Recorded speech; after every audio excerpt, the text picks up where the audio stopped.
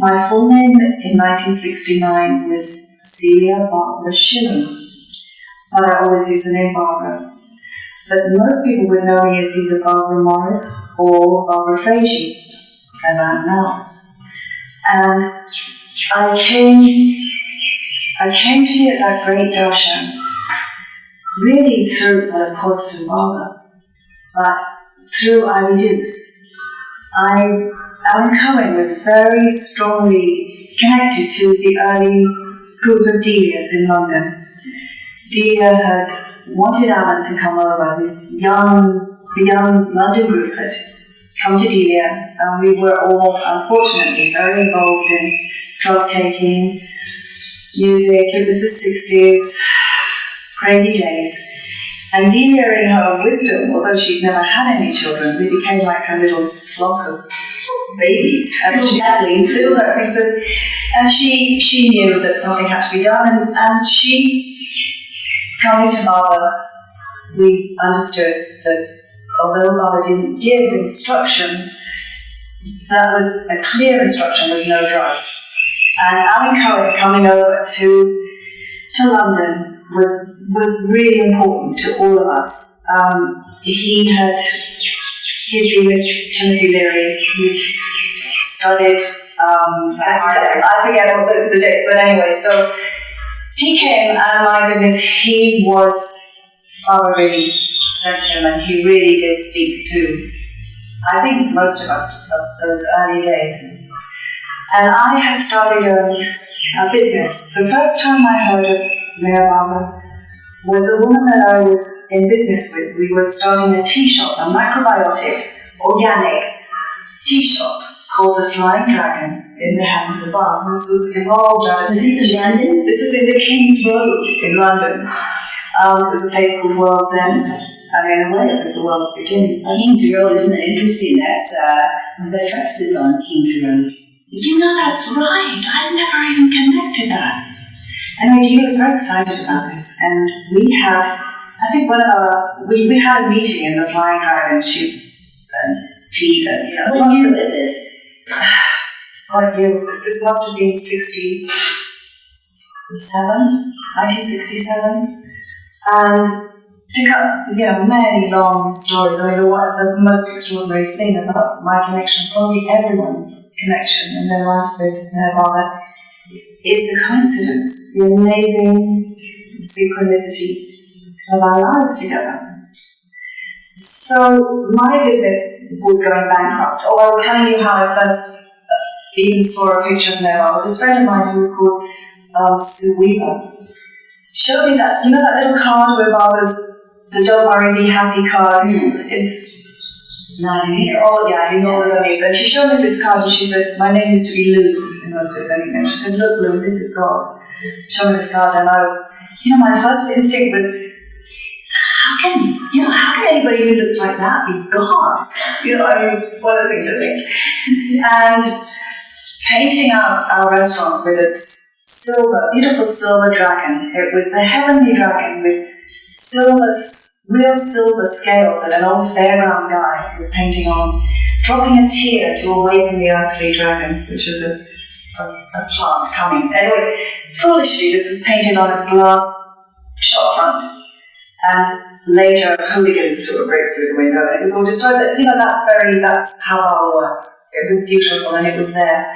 And Martin Cook, who lives here now, inside the dragon, he created a cloud machine, so that when you stepped into this environment, you were in another world with a white horse rising in the west, rising in the east and setting in the west. This white horse, and he was drawing. No, it was he's very good with cameras and stuff, and it was I don't know how he did it, but there were constantly clouds, gently moving, and inside it was as if you were in a field. You sat on cushions, and you were served on beautiful pearl inlaid old trays.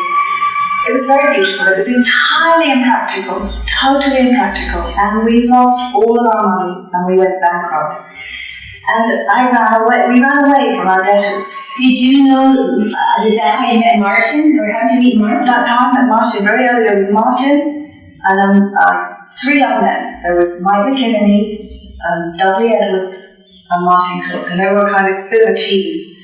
And they designed our restaurant. And one evening, Mike McKinney said, "Oh, Barbara," I hated the name Sue. It doesn't matter anymore. He said, "Barbara, you're always going on about Sufism, because I've always been in that Idris Shah book, the Sufis. I'd always been incredibly drawn to the Sufis and me, whatever." He said, "There's a Sufi, there's a guy coming to talk tonight at my house, a Sufi coming. Why don't you come?" And I was curious, because in all my readings, apparently Sufis would never declare themselves as a Sufi. So anyway, I went along, that's all by the by. I went along to Martin, and he was married to a beautiful young woman called Katie McKinney, who was hugely instrumental in bringing everyone to Barbara in those days as well, and greatly loved by Delia. Katie was like a gypsy. She was just a very beautiful soul, dressed with bangles. She'd never been to India, but she could have been one of these beautiful young women that you see. So that night was my first ever visit to Richmond, and I was driving in Mike's little Morris Minor, Mike McKinney's, and I remember distinctly we drove over Richmond Bridge, and I had the strongest, for the first ever, a really strong feeling of this is where I want to live.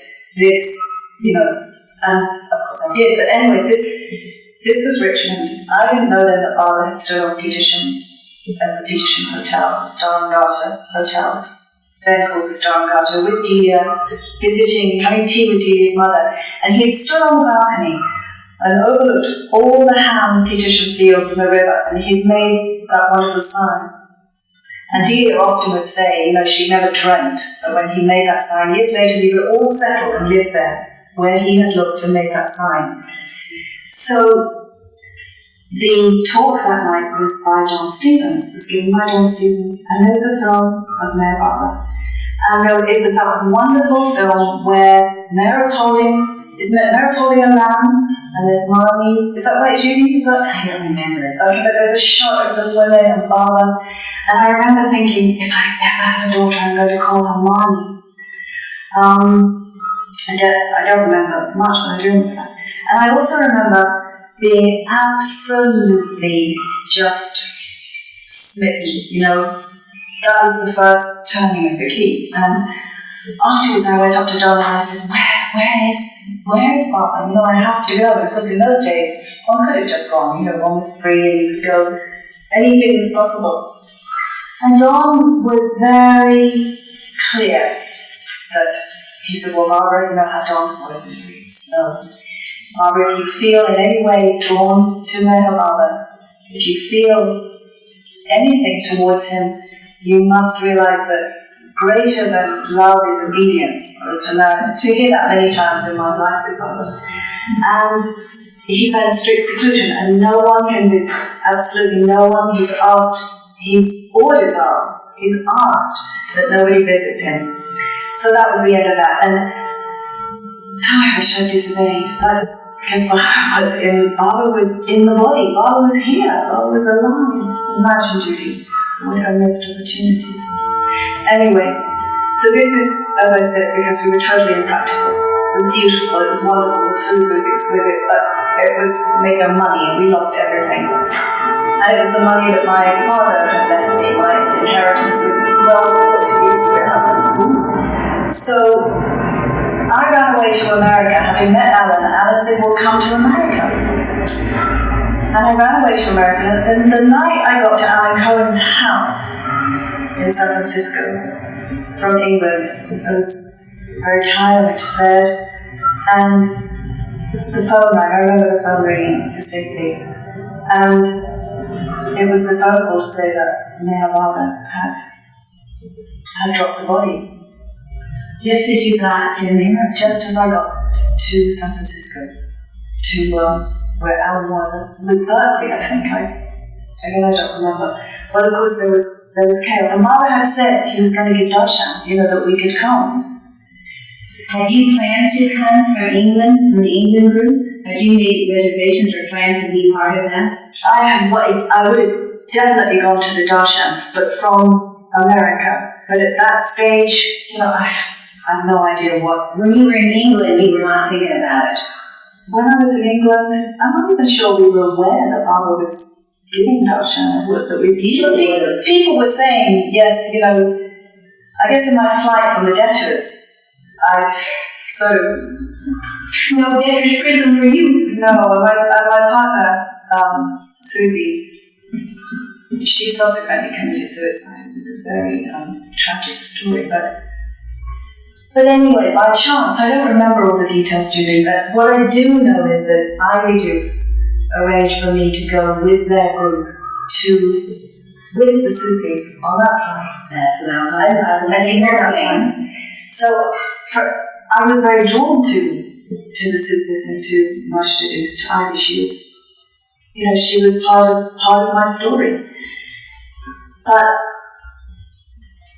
I remember having a car crash on my way to meeting her for the first time with Mrs. Love, a lady we had a head on. Do you remember Carolee? Is it Carolee?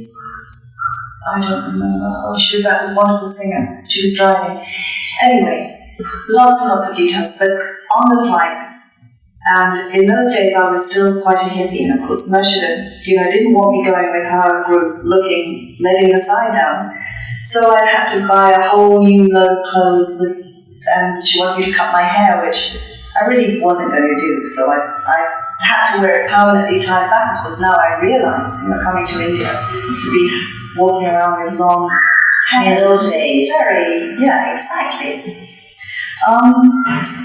So we stayed, I don't remember, we stayed in Pune. We had a hotel, and it was a long flight. I think we flew across, we stayed in... And then to Tokyo. We were on the flight. Okay, all those details I don't remember very much.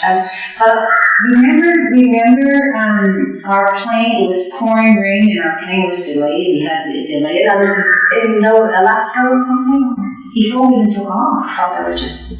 I can't remember. I think before we even took off, there was all this rain, and they had to postpone it for a number of hours. Well, there were two planes of Sufis, two plane loads of Sufis, and I wasn't on the plane with Mashdadus, with IBDUs. I was on the other plane. I don't know which one, if I was on her plane or not. You don't know either, do you? I was on the plane. There were two. One was a smaller group who could not. They were originally going to be two large jets. And when Bobby dropped the body, a lot of people backed out from LA. I don't know about Sufis too, but a lot of people from LA backed out. So Marisha had called and said, first come, first serve. Who wants to still go? Well, myself and many of us said, we do. So she had dropped one of the planes, and only one original plane was still held for the huge group, and then a lot of people, Rick, Alan, Susan, her, and others were on a smaller plane. They went through Hawaii. I didn't go through Hawaii. Okay, so they went through. So you went through Alaska, you were with the plane. Okay, same one. Okay.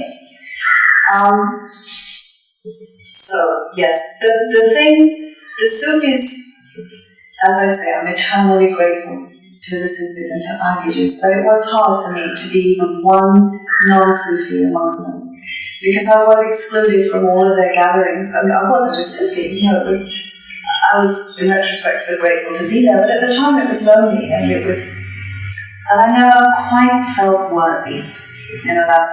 I hear this now many times in my life anyway, I never felt worthy, but there we are. Do you remember when we flew TWA to, I think it was Tokyo, and then we got to India, and all I remember was we got these eyeglasses, the food was exquisite on air. They gave us a bag. Do you remember that Air India gave us a bag? I don't remember that at all. I would have kept it, I'm sure. You still have it? I remember a sheet. I had a sheet for my dad, which I still have, and I always use for my children when they get ill. It's beautiful. And then we landed in Mumbai, and the airport it was the old one. I remember opening the doors of the plane and the heat and the perfume. Do you remember that, Judy? The doors of the plane, and you stepped up, and it was just... India. It was India. The first taste of India. And it was Guru Prasad, it was good, it was Guru Prasad. What about your trip from the airport to, No recollection. I have no recollection. I remember this little hotel with lizards. We had to take a bus. We had to take the buses. When we were going up the Ghats, we had to literally get out so the bus would make it up the Ghats and walk part of the way. I remember that. What a good memory. No, it's just something like that I remember. Anyway, so we got to Pune and you we got to Pune and I was sharing a room with Cindy Ceteris, who by this time I was looking after her children. I was the kind of nanny. And she was extremely good to me. Because I didn't have a work permit, to stay in San Francisco, to stay in America. Mm-hmm. Anyway, that's all by the by. We're talking about the Darshan. And as I say, the Sufis were, dressing up and they were going off to some polo club or something. The Pune club is where I stayed. Oh, I stayed in some living room. And I was known quite a lot. And people were going off and taking trips, and I very much had to, or felt I needed to do whatever I was told to do, or what not to do. And on the last day, we weren't here long, were we? Was it 10 days? We were allowed to be 10 days. 10 days? Well, on the last day, I really had, I haven't been to the Samadhi. But on the last day, I was very wayward and I wanted to make sure I bought myself a sari. I wanted a sari and I had a blouse with and I wanted for Baba to be wearing a sari. And I went ahead of the appointed hour. We were given times to meet, and I went, disobeyed, got my rickshaw, went to Guru Prasad, find myself. And all I remember is on the steps, it seems like as I arrived thinking I shouldn't be doing this, I shouldn't be here, there were the women. There were Mehra, Nani, Goher, Rano, all the women, randomly, and they just kind of whipped me, they just took me up and took me into Guru Prasad, into their room, and I was all over the place. I wasn't dressed yet, I hadn't wound my sari properly, it was a mess, and they just dressed you, they dressed me, and Goher went away, and she came back with petticoat to put on under my sari, and they dressed me, and then when the Darshan was about to begin, the women were sat one side and the men sat the other, do you remember? And I was always sitting at the very back of the Sufis, at the very back row, the very last. And this time they had me, they wouldn't hear it any other way.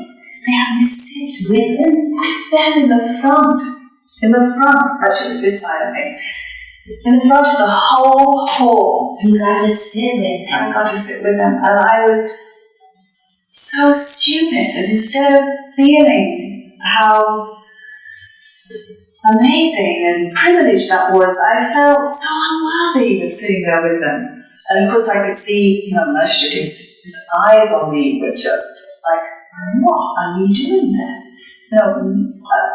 Looking back, it was father. I don't know, I should never say it was father, but it was funny. It was funny. There I was, just, and you followed your heart. I followed my heart, but I had no choice. The women just took me up, and it was wonderful. And I when you asked me to try and think about things, the thing that I did say is that, what did you, when you on the first day of Guru Prasad, what did you feel? Okay, that first day I remember that. Do you remember us all queuing to take Darshan to bow down to the chair? I remember Joseph Clark was behind me. Nobody knew what to think. How could Joseph Clark be behind me if the women and men were separated? The line wasn't separated. The line wasn't separated, okay. And nobody really knew, and some voice was saying, I've never bowed down to a chair before, and nobody knew what to think or what, but there I found myself in the line. I didn't know what to think, or I didn't think really. But I know that when I bowed down to Father's chair, I had to be led away. I had to be led outside and given water. And, the tears that never stopped, started. And something Father really I didn't know it was, well, I didn't know what it was, you know, it was just a huge thunderbolt. Did you feel that, Judy? Was it like that? Was it? I had to be led away. You had? I had to be led away. You had to be led away too. I mean, looking back, it's an extraordinary thing. You bow down to an empty chair and you're virtually a madman afterwards. I mean, it's extraordinary. And of course, at Guru Prasad, I felt so at home. I just loved Guru Prasad. It was all beautiful. It was all so beautiful. What did you think of the women sitting in the women line? Did you have any thought of the women line on that first day, or? Well, that was my last day. My last day was the only day I had any contact at all with anyone with the Mandali. Even with the Sufis, you didn't go meet them? Only with Cindy Cedrus sharing my room at night. Because we all, after bowing down the chair and I was led away, I went and sat by the fountain. And then Terry Adams, I think it was Terry or Elena Fuentes, who was a Sufi. No, she became one later, wanted to be one at the time. Said, come on, we're all meeting the women line.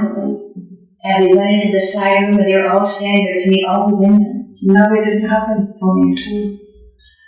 So you got your special thing that others got at other times of meeting, and this was the time that you got to do it. I really did, and I mean, it was a miracle that I did have that time with them, because, well, you know, being with the women in Mandali, there's nothing is loving.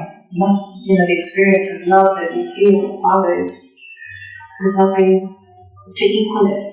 And I did feel, Judy, in that for the first time ever, I did feel totally loved and accepted by Baba. From feeling so unworthy, I was given that incredible feeling. It doesn't always stay, but there's glimpses of it. It does come back, it comes and it goes. Was there any of the women anything particular that stood out of any individual woman, or was it just the women all together that were just so beautiful? I think it was the women all together. I mean, they were all so beautiful. I remember meeting there, and it's interesting, it's very interesting. I remember seeing this very beautiful woman who I did talk to actually at some point. And she was a lady called Sura Hariwala, and she's just arrived now here in 2004. She's arrived here to be here until she dies. She's 94, 95, now she's staying with Darshan. Oh, really? Yes, and she's very deaf and she can't hear you, but she's the most devoted lover of Allah and husband. Much of Allah's work. You met her there at 69? And I met her there, and it's just extraordinary that she's here now, but I've seen her in England since then. But full circle, things come full circle. But the impression of Go Hair and Nehra, Amani, I mean, they all actually worked as such a complete, just in that initial meeting, they didn't stand out as individuals, although they're all so individual. But initially, they were all one, just all one big heart somehow. They couldn't have been more loving or sweeter or kinder or, the way the man didn't help. Your notes, are there any particular things that you put down you want to share with us? I think I've said it all, Judy, really. I think I've said it all. Except that I have no idea what the experience means, and that 35 years later, certain events stand out. But that's just as clearly, yes, the events stand out just as clearly as if they were today. The details get lost, but the chair, the women, the ladies. Going back, I remember going back to Mumbai, we took the train. Did you take the train? Judy, I don't remember anything else.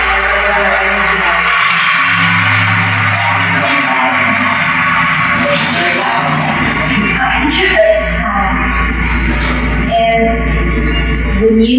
that, did you fly back to America? I flew back to America. And what happened then? Did you stay there? Or? What happened then? I worked there. I carried on working for Cindy, and then I worked. Did you ever become a Sufi? Did you want to do that? I never became a Sufi.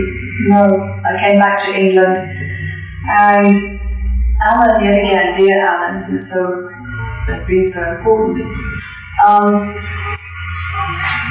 suggested that I worked with Pete, or Pete was paying me, to collect all the articles and music, because we did a disc magazine. Again, Mike McKinnon, the man who designed my shop front at the very beginning, he was in charge of this project of making up.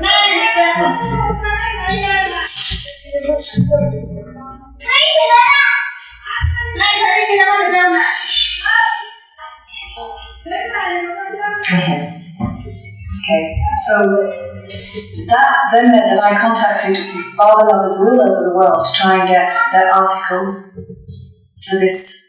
We did it in a format, it's like a newspaper, which again is wonderful. It's very easily destroyed, newspapers, but we considered it.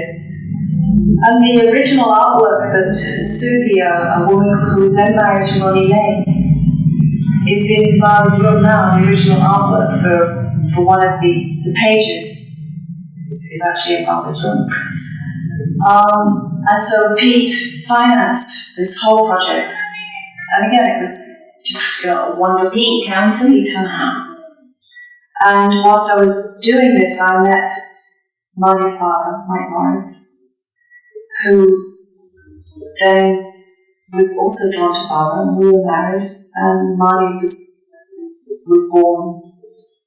And I do remember, somehow, Judy, there was some connection. I do remember wanting to go back and get training, to be trained as a nurse, or some, being in India is overwhelming, and you're touched to try and to do something practical, to be, the beginnings of practicality that I had to work hard with me over, because I was so practical. And of course, my life with Marty, I had to really learn to be practical and just taking care of. So you went back and you stayed in England since then? I stayed in England since then. And when was the next time you came to India? The next time I came to India was on the New Year's Eve. I remember in Peshawar, again with the fantastic connections that Barbara makes. And I had come with, Marty was about to have a very huge, serious spinal surgery that was really very sort of 50-50. Survival that is essential to have. It was a very difficult decision to make, whether I should agree for Marty to undergo the surgery or to just let her condition progress. She wasn't well enough to come to India, she wasn't fit enough to come to India, and I bought her little doll, her favourite doll, which Naomi Westerveld, another animal or a baby doll. Marty asked for a baby doll, and Naomi had bought her this baby doll back from New York one time. And so I came with the doll, and this is another beautiful story, because Mansari, every night when Archie was finished and before the samadhi was closed, Mansari would have me place Marty's baby doll wrapped in a little dress of hers that Meher had sent Marty some fabric, and we made a dress, wrapped in this beautiful fabric about his feet in the samadhi. And every morning when I would come up to clean, of course Mansari had already been in there, and the baby doll would be sitting, it sat all day in the windowsill. And it was... Did it stay overnight in the samadhi? It stayed overnight in the samadhi. And I think at that time I was only here 3 days. Again, the 3 days. And you know how Baba is, he gives you what you need. It doesn't matter if you have 1 hour or 100 years or whatever. But those 3 days... What year was this? Were important. This must have been in 1982. No, 1981. 81. I really just need to do my biography and know where I am, Judy. And that was a very important time to come and be with Baba. And of course, Mani, again, the women under the Eric. I mean, you know, what can I say? I mean, we're so privileged, so fortunate, so blessed to have known these rare, unique. Mani, when did she first come? Mani came then with Michael, with her father, and with my mother. I mean, another huge blessing from Baba, that my mother could come to Baba. I had, by this time, remarried. I met my present husband, Freddie Reggie, it's not a truck.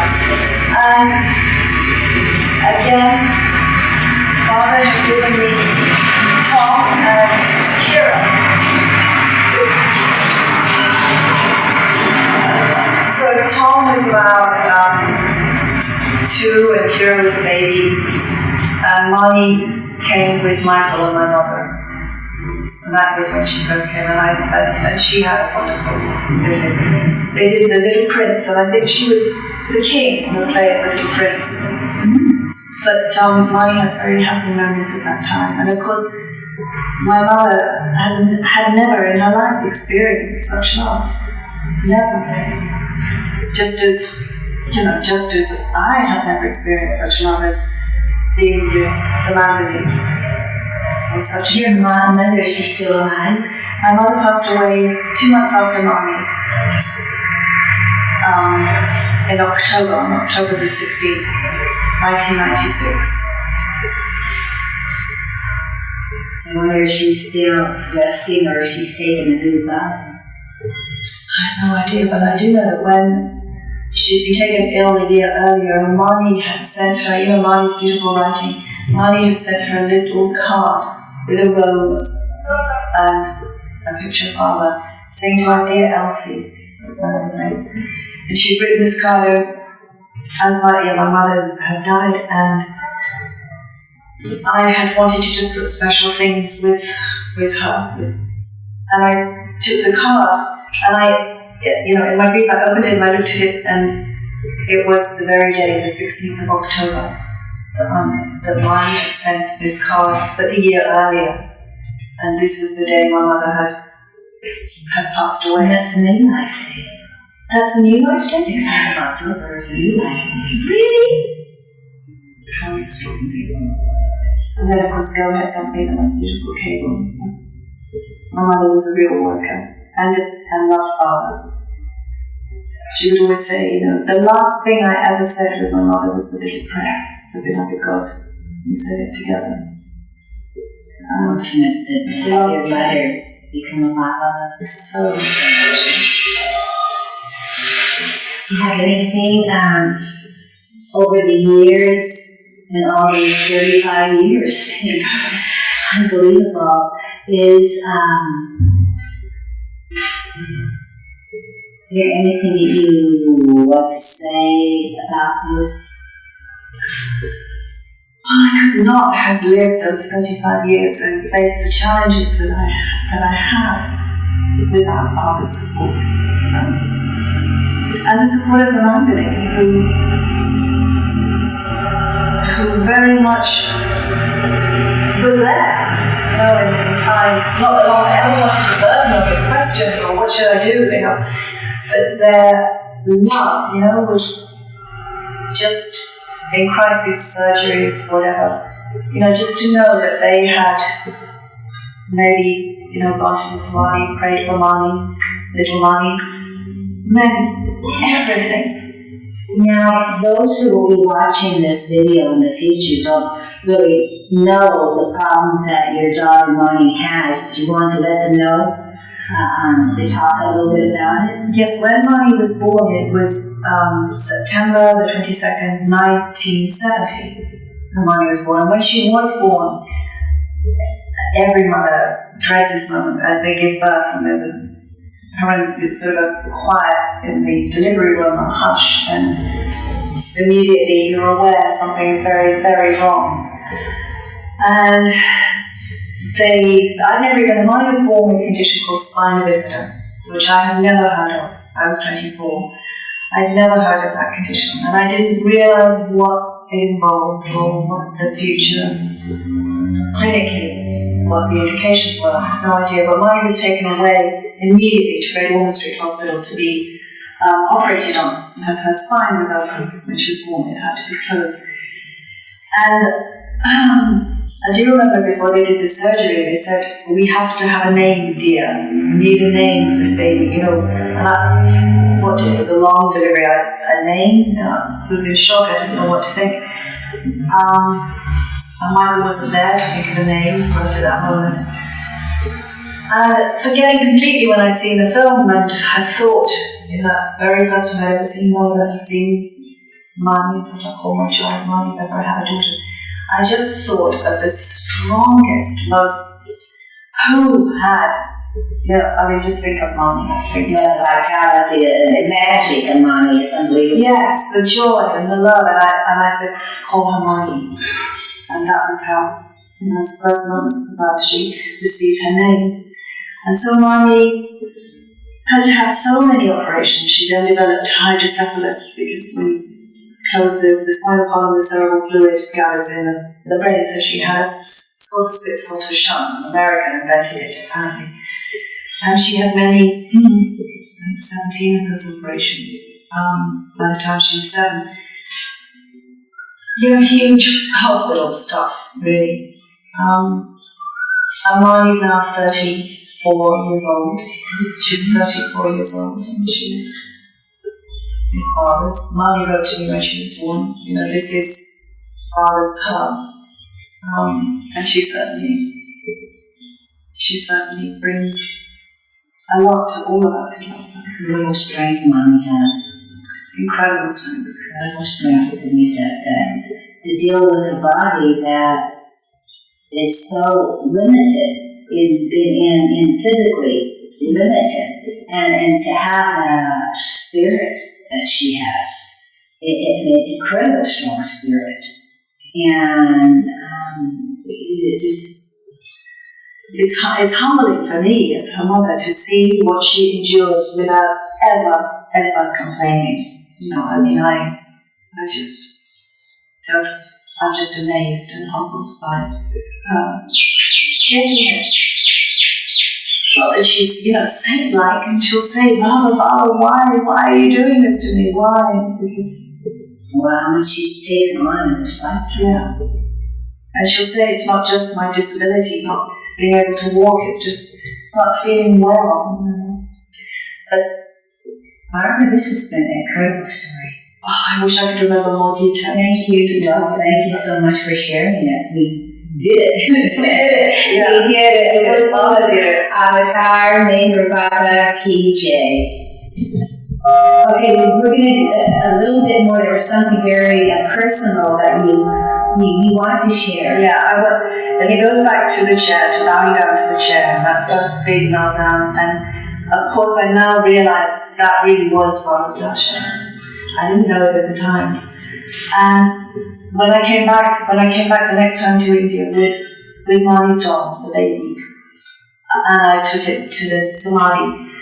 And again, I really, asked Father His will, not mine, and to give me the strength to accept His will, whatever the outcome.